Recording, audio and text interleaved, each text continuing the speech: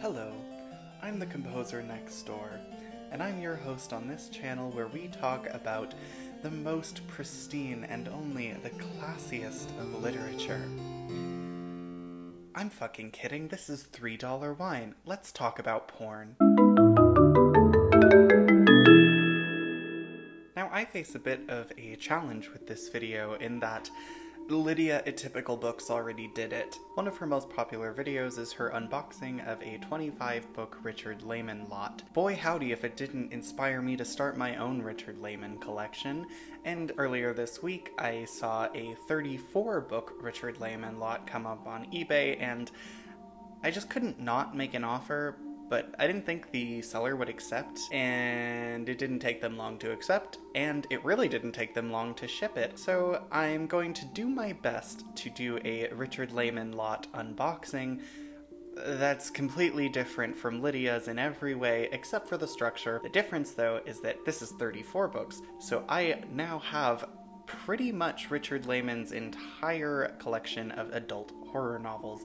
I'm not counting his YA or romance novels that were published under pseudonyms. I figured I could use this as an opportunity to do a little bit more than just a fun little unboxing. For those who, like me, are new to reading Richard Laymon and have had the thought, you know, I'd like to own all of his horror novels. There is a pretty big difference between that initial thought and actually making it happen. There's a lot to disambiguate, and so I thought I would do that as well. Before I get into the Richard Laymon, though, I did want to give a brief shout out to a book I'm currently reading that just needs to be mentioned on my channel already. It is, of course, Poking Holes by Juan Valencia, who we all know as the creator and host of Plagued by Visions. This is his debut collection, and I have read the first 2 stories. It's fantastic already. I will probably talk about this on the channel again when I finish the whole thing, but I do feel the need to put it out there that I have somewhat of a personal relationship with Juan. He did refer to me as a friend in his inscription. This is a signed copy,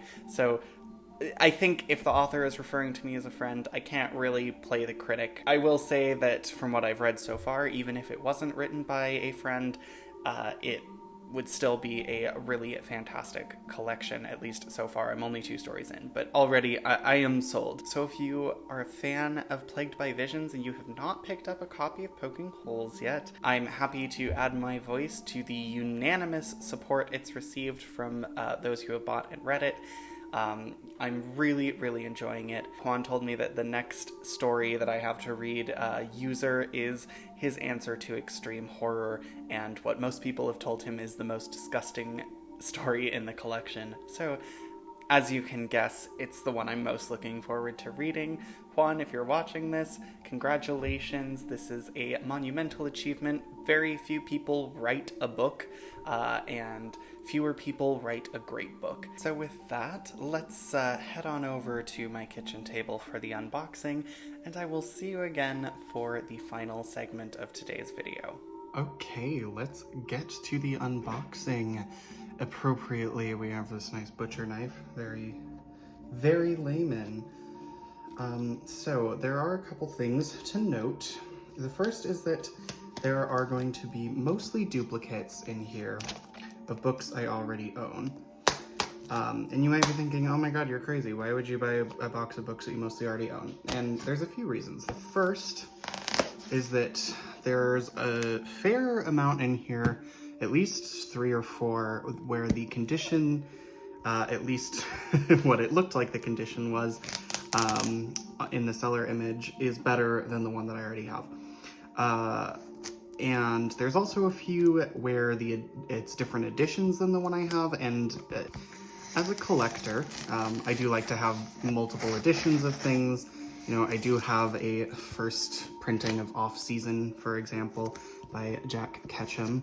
And yeah, so just, you know, things that look great on my shelf that are a little too collectible to actually read. So then I do the reading copy thing sometimes, but not always.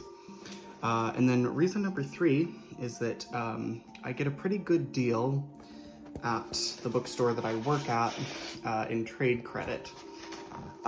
So whichever ones are duplicates and in slightly worse wear than the ones I already have, I'll just bring them in to work and get some store credit, if that makes any sense. Okay, there we go. Ho, ho, ho, ho, ho.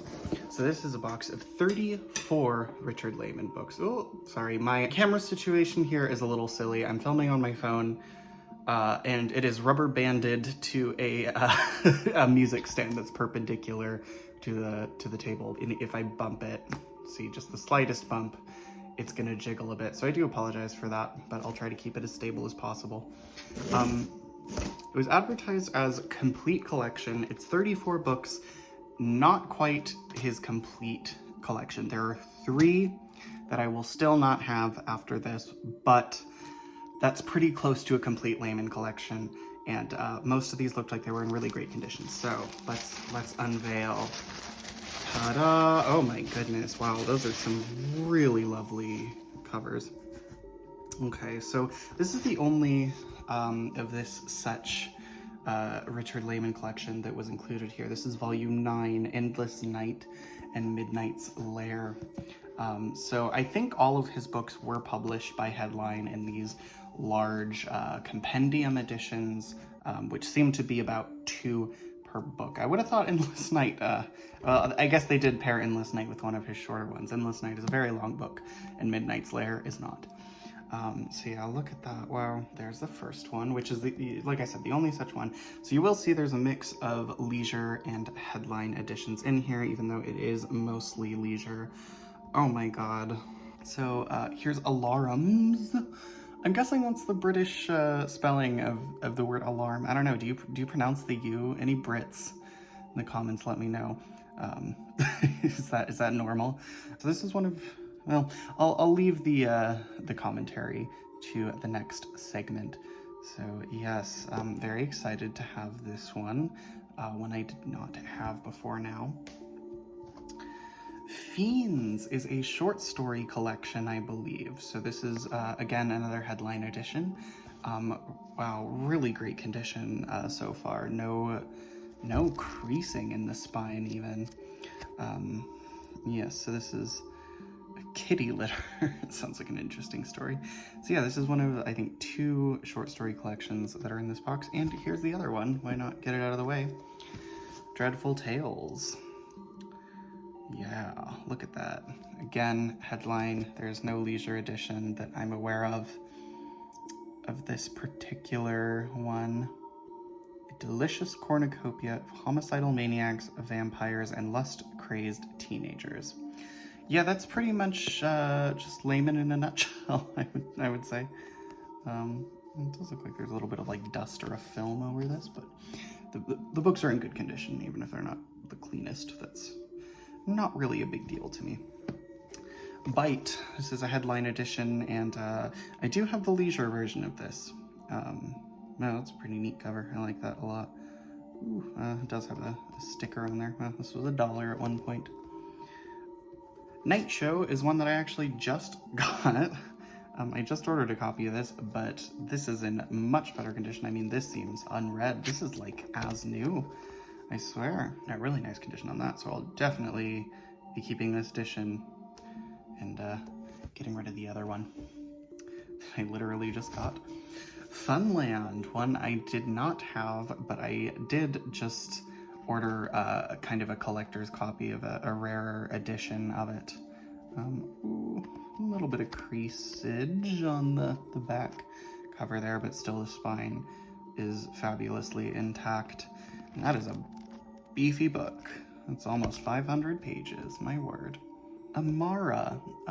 So this is the Headline edition of one that actually has a different title in America, and supposedly not very good, but I love a mummy tale, so I'll probably still enjoy it. And this one is a little beat up, but who doesn't love a beat up paperback?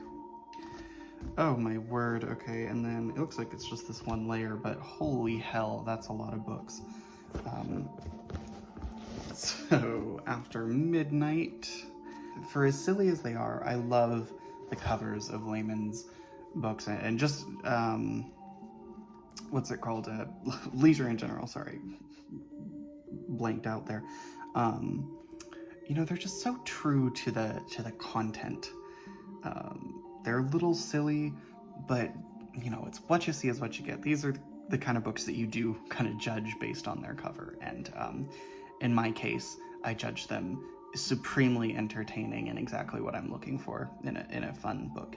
Anyways, come out tonight, which incidentally has like an identical cover to The Resurrectionist by Wrath James White. Boom, jump cut. Yeah, as you can see, of course, the cover of The Resurrectionist is very lifelike, and then this is a little bit more stylized, but that's a little ridiculous, isn't it?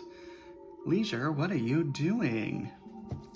Next, The Beast House, which I'm currently reading, actually, and I'm very happy to have this because the copy I have is very close to falling apart. And this is even kind of beat up, but it doesn't seem to have any spine breaking. And yeah, it doesn't feel like it's gonna fall apart in my hands, unlike the edition that I have been reading. So this is very happy to have this. I'm about halfway through, or exactly halfway through actually, and I am enjoying it very much. I think it's a superior book to the seller, at least so far. But yeah, one of his famous ones, for good reason. And then, of course, The Cellar, the first book in the Beast House Chronicles, and his first published novel. What a grand old time this book is. Just one of the weirdest books I've ever read. It's I kind of came to the conclusion that I think what makes Richard Laymon so interesting is that he's a terrible writer who wrote great books. It's so strange. So strange. But it's camp. That's what it is. It's, you know, if camp has failed seriousness, I think Laymon kind of hits that to a T, although I would argue that a lot of his work is a little bit more tongue-in-cheek, maybe. At least I'd hope so, because, you know, they get so goofy. And this is supposedly one of the goofiest ones. I haven't gotten to it yet. Flesh. Ooh, completely unbroken spine. The copy I already have is also in like perfect condition, so this will be a toss-up. Blood Games, yeah. Supposedly, again, one of his best works, or it's kind of hard saying best, just one of the ones that people enjoy the most. Next, one of the few that I don't already have, Savage, which is his Jack the Ripper Western. This is not in the best of condition, but in the image it looked like these creases may have been just actual breaks in the spine, and that one kind of is, but this is still very much in readable shape. The Traveling Vampire Show, again, one of the ones I'm less looking forward to, but you know, I'm sure there's still a lot of fun to be had here, and this is in really nice shape. Okay, here's an exciting one. Triage by Jack Ketchum, Richard Laymon, and Edward Lee. The Three Genders. I think it's a collection of novellas. Yeah, that all start with the same premise. My boys, I love them all. Night in the Lonesome October. Finally, a copy of this that's come across, that I've come across that isn't in bad condition. And only a couple of stickers that will be easy to get rid of, hopefully. Here we go, an exciting one. Out Are the Lights. And this, I assumed, was going to be the headline edition, but it's not. It is Warner Books. Friday Night in Beast House, which also includes The Wilds. This is one that I already have a really good condition copy of, and this is also a really good condition, so. Cuts. I did just order a very nice condition of this. I did a little unboxing ASMR thing on my Instagram stories, you may have seen it, and it was in perfect condition, so this one will be a good buy. I really like the cover of this one. Just, oh no, a knife.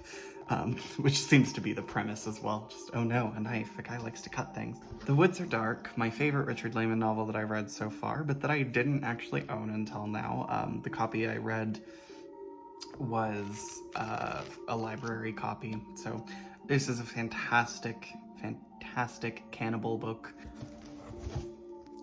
One Rainy Night, one of the ones I'm simultaneously most excited to read and also dreading reading, since it is his take on racial violence, which of course is just an incredibly serious topic, and just the thought of Laymon doing it does make me a little apprehensive, but who knows.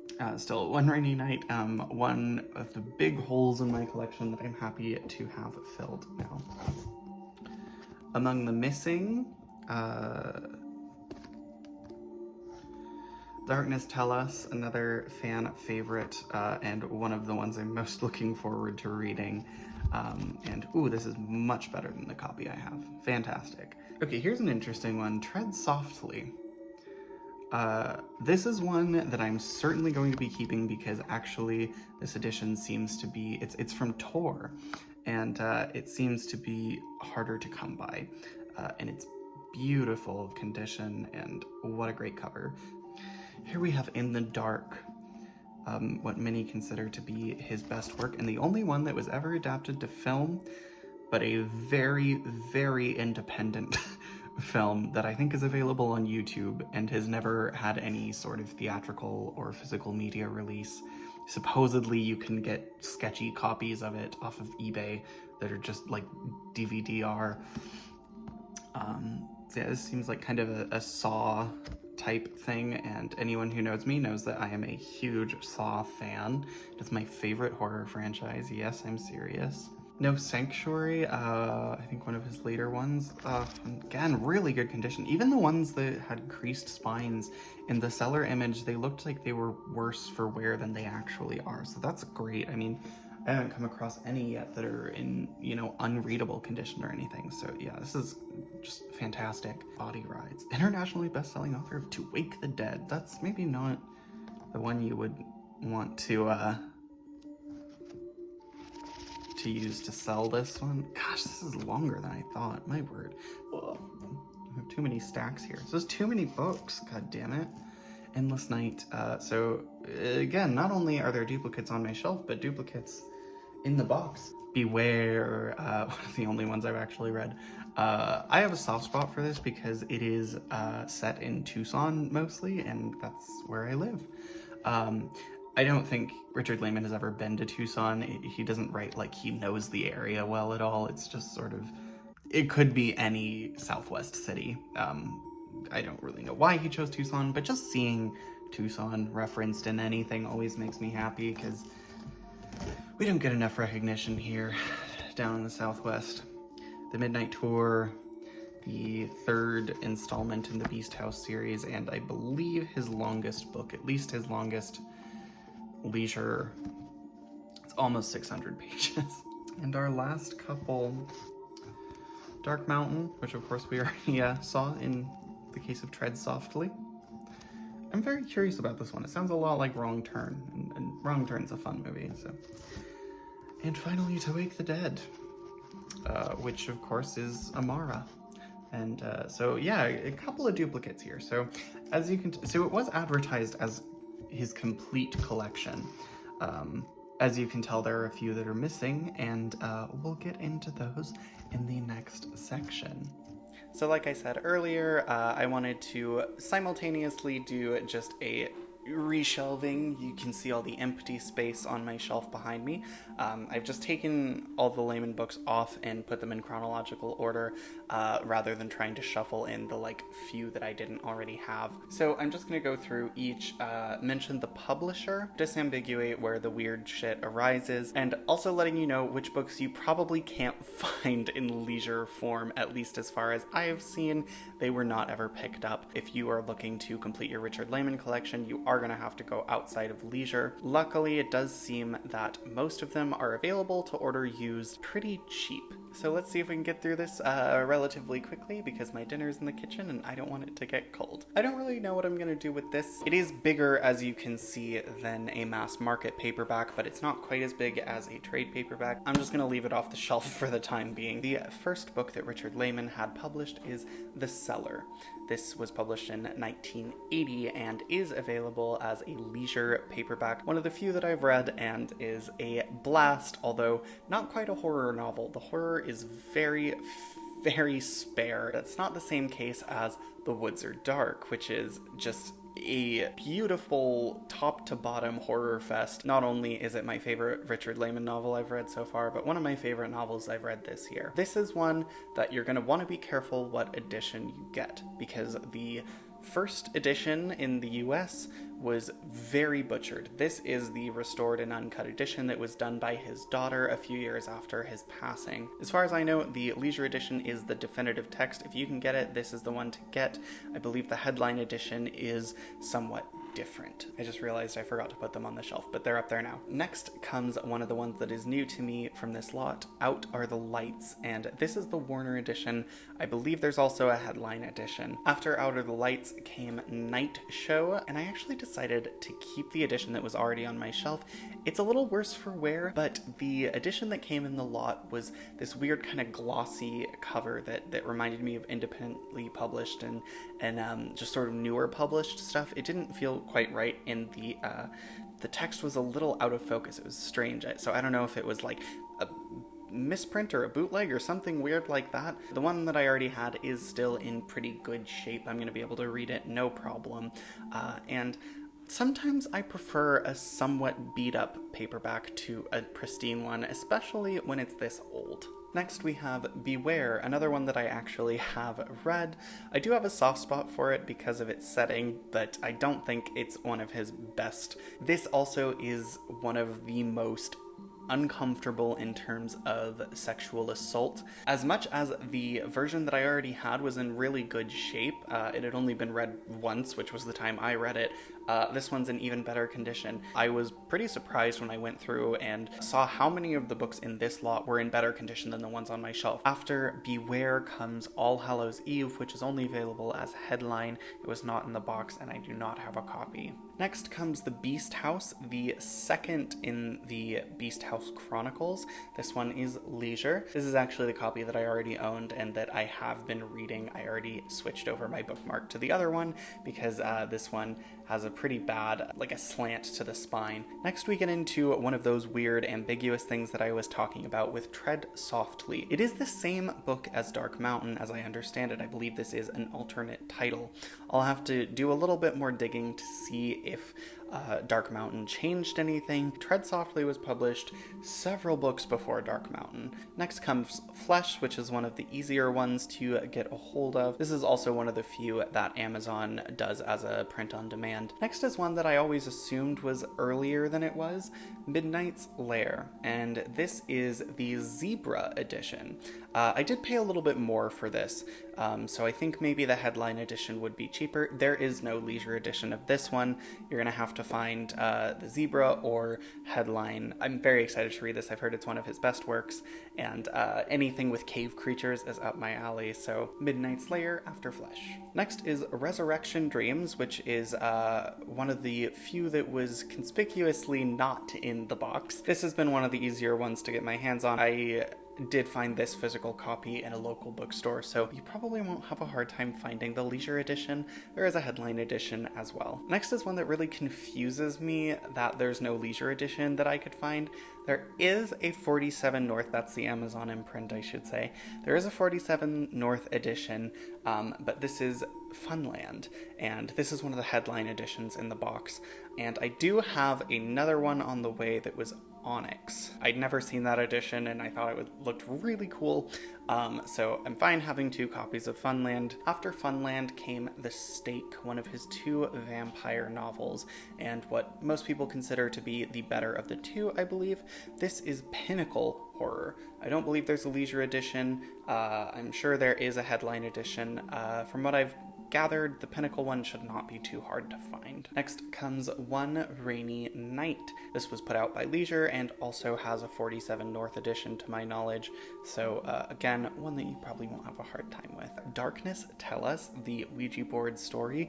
Although knowing Laymon, it probably does not factor into the plot too much, but I'm not sure. As a fan favorite, it does kind of tend to show up a lot. I think I got this one in the wild, but I don't quite remember. Well, this is the one that came in the box, but the one that this is replacing, I believe I found in the wild. So yeah, Darkness Tell Us, you should probably have no trouble finding. That is not the case for the next book, Alarms. This is one of the headline editions.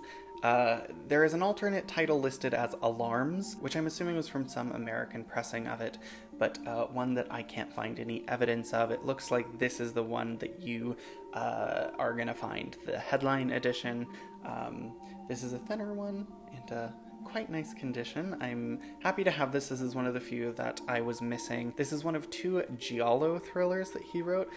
Giallo, if you don't know, takes its name from Italian crime thriller novels that were printed on yellow paper. Giallo means yellow, and later was applied to the film style of the same name, most notably exemplified by Dario Argento, director of Suspiria. Any chance to inject a horror history lesson, and I will take it. Next comes Blood Games. This is another fan favorite. I've seen quite a few copies of this come through in the wild. You won't have a hard time finding it. And as I said, next, way later than Tread Softly, comes Dark Mountain. Again, as far as I can tell, these are the same book. Maybe there are some changes in this edition. This is the Leisure edition. There is also a UK edition published as Dark Mountain. For the longest time, I thought this was a sequel to The Woods Are Dark. The cover is similar, and they both have the word dark, so I was like, and you know, the premises are similar enough that I kind of wondered. As far as I know, this is a standalone novel and not related to The Woods Are Dark. He didn't really do a lot of series or revisiting of other books, except in the Beast House series. After Dark Mountain came Savage, his Jack the Ripper tale. This is one of the ones that was new to me in the box. This is more of a Western. I do not read Westerns, but I do like the Old West aesthetic, I suppose. Maybe it's just the Southwesterner in me. I can sometimes get on with this kind of Old West vibe. So we'll see. I know the cover doesn't say Old West, the cover says Victorian London, but multiple locations, I suppose. Next is Endless Night, another fan favorite, and another one that seems to be pretty widely available in the used market, and does have a 47 North edition as well. I'm very much looking forward to reading this. I believe Laymon himself listed it as one of his most extreme novels, and I know it has a reputation for being just extraordinarily violent. It seems like the early 90s are giving us a consistent run of some of his most popular books. In the Dark, which many put at the top of their list, this is one of his longest novels, and again, one that you shouldn't have a hard time finding. I think these really popular with the fans type titles are around, and it's a lot of the earlier work that you have a harder time finding. So any of these Leisure, and this is a Leisure edition. If I haven't said which edition it is, it's Leisure. In between In the Dark and Island is another long bastard called Quake. This is apparently widely considered possibly his weakest book. It's only available from Headline. It seems like it's a harder to find one. I don't have my hands on a copy yet. Next, another one that was conspicuously missing in the lot, Island, one of the absolute classics as far as most people are concerned. Island is one of the ones that you will probably not have any trouble finding. It was one of his more popular ones, so there are a lot of copies floating out there. I've seen at least a couple in the wild. Body Rides, another longer one, and this is one of the ones I've seen the most in the wild. This is my least favorite Laymon cover. It's too goofy, but he makes me think of Spike from Buffy the Vampire Slayer, so okay. Next, I have 2 editions of Bite. It is the other vampire novel, as you might be able to tell from the stake and the title. But I believe this one is the lesser of the 2. At least that seems to be the consensus among Laymon readers. I wasn't quite sure where to put this because it wasn't listed in order with his novels, so I just had to go based on the year. Fiends, a short story collection, a very bright yellow short story collection. This is a headline printing. This was honestly kind of just a bonus to me to get these short story collections, and was one of the biggest draws of this lot. Very curious. So we have After Midnight, another one that you can probably find pretty easily. Next is The Wilds, which is a novella, and we're gonna put a pin in that because it doesn't really fit chronologically, and you'll understand why later. And next is The Midnight Tour. This, of course, is the third part of the Beast House series. Cuts. This is the copy that I had. The one in the box just didn't measure up condition-wise, but this one is in basically new conditions. Maybe one of the more obscure ones. I haven't seen too many in the wild, and I did kind of have to go out of my way to get it. Next we have his other giallo, Among the Missing, what many consider, again, one of his better works. This is Leisure. I've seen it in the wild. After that we have Come Out Tonight, one of the ones I'm most looking forward to reading. After Come Out Tonight came Once Upon a Halloween, which, as far as I can gather, was a limited Cemetery Dance hardcover, so I'm shit out of luck with that one. Next we have another short story collection, Dreadful Tales. Again, it's a headline edition. A little harder to find, it seems. I was really happy that it came in this lot. Next, another fan favorite that I have seen quite a bit in the wild, The Traveling Vampire Show. This is his coming-of-age story. This is his The Body, I suppose. And because of that, it's one of the ones I'm looking forward to the least. I don't really want a touching story from Richard Laymon. I just want something lean, mean, and bad.